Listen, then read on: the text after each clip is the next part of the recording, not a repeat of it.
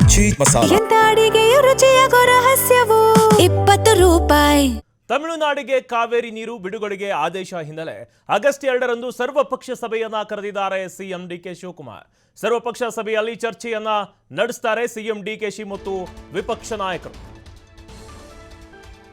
ತಮಿಳುನಾಡಿಗೆ ಕಾವೇರಿ ನೀರನ್ನ ಬಿಡುಗಡೆಗೆ ಆದೇಶವನ್ನ ಹೊರಡಿಸಲಾಗಿತ್ತು. ಇದೇ ಹಿನ್ನೆಲೆಯಲ್ಲಿ ಆಗಸ್ಟ್ 2ರಂದು ಸರ್ವಪಕ್ಷ ಸಭೆಯನ್ನ ಕರೆದಿದ್ದಾರೆ ಸಿಎಂ ಡಿಕೆ ಶಿವಕುಮಾರ್. ಸರ್ವಪಕ್ಷ ಸಭೆಯಲ್ಲಿ ಚರ್ಚೆಯನ್ನ ನಡೆಸುತ್ತಾರೆ. ವಿಪಕ್ಷ ನಾಯಕ ಆರ್ ಅಶೋಕ್, ಬಿಜೆಪಿ ಶಾಸಕರು, ಜೆಡಿಎಸ್ ಶಾಸಕರಿಗೆ ಸಭೆಗೆ ಆಹ್ವಾನವನ್ನು ನೀಡಿದ್ದಾರೆ ಡಿಕೆ ಶಿವಕುಮಾರ್. ಭಾನುವಾರ ವಿಧಾನಸೌಧದ ಸಮ್ಮೇಳನದ ಸಭಾಂಗಣದಲ್ಲಿ ಸಭೆ ನಡೆಯುತ್ತೆ. ಇನ್ನು ಆಗಸ್ಟ್ 3ರಂದು ತಮಿಳುನಾಡು ಸಿಎಂ ವಿಜಯ್ ಜೊತೆ ಸಭೆ ಆಗುತ್ತೆ. ವಿಜಯ್ ಜೊತೆಗಿನ ಸಭೆಗೂ ಮುನ್ನ ಸರ್ವಪಕ್ಷದ ಸಭೆಯನ್ನು ನಡೆಸುತ್ತಾರೆ ಡಿಕೆ ಶಿವಕುಮಾರ್. ಬಹಳಷ್ಟು ಆಕ್ರೋಶ ವ್ಯಕ್ತವಾಗ್ತಾ ಇದೆ ಕರ್ನಾಟಕದಲ್ಲಿ.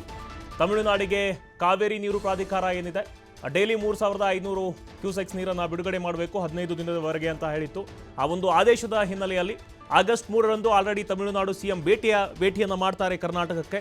ಬಟ್ ಅದಕ್ಕೂ ಮುಂಚೆ ಆಗಸ್ಟ್ 2ರಂದು ಸರ್ವಪಕ್ಷ ಸಭೆಯನ್ನ ಡಿಕೆ ಶಿವಕುಮಾರ್ ಅವರು ಕರೆದಿದ್ದಾರೆ. ಇದರಲ್ಲಿ ಬಿಜೆಪಿ ನಾಯಕರು, ವಿಪಕ್ಷ ನಾಯಕ ಆರ್ ಅಶೋಕ್, ಇನ್ನು ಜೆಡಿಎಸ್ ಶಾಸಕರಿಗೂ ಕೂಡ ಸಭೆಗೆ ಆಹ್ವಾನವನ್ನು ಮಾಡಿದ್ದಾರೆ. ಎಲ್ಲರ ಜೊತೆ ಚರ್ಚೆಯನ್ನು ನಡೆಸ್ತಾರೆ. ನೆಕ್ಸ್ಟ್ ಮಾರನೇ ದಿನ ಆಗಸ್ಟ್ 3ರಂದು ತಮಿಳುನಾಡು ಸಿಎಂ ವಿಜಯ್ ಜೊತೆಗೂ ಕೂಡ ಸಭೆಗೆ ಸಿದ್ಧತೆಯನ್ನ ಮಾಡಿಕೊಳ್ಳಲಾಗ್ತಿದೆ. ಅದಕ್ಕೂ ಮುನ್ನ ಇದೀಗ ಆಗಸ್ಟ್ 2ರಂದು ಸರ್ವಪಕ್ಷ ಸಭೆಯನ್ನ ಕರೆದಿದ್ದಾರೆ ಡಿಕೆ ಶಿವಕುಮಾರ್ ಅವರು.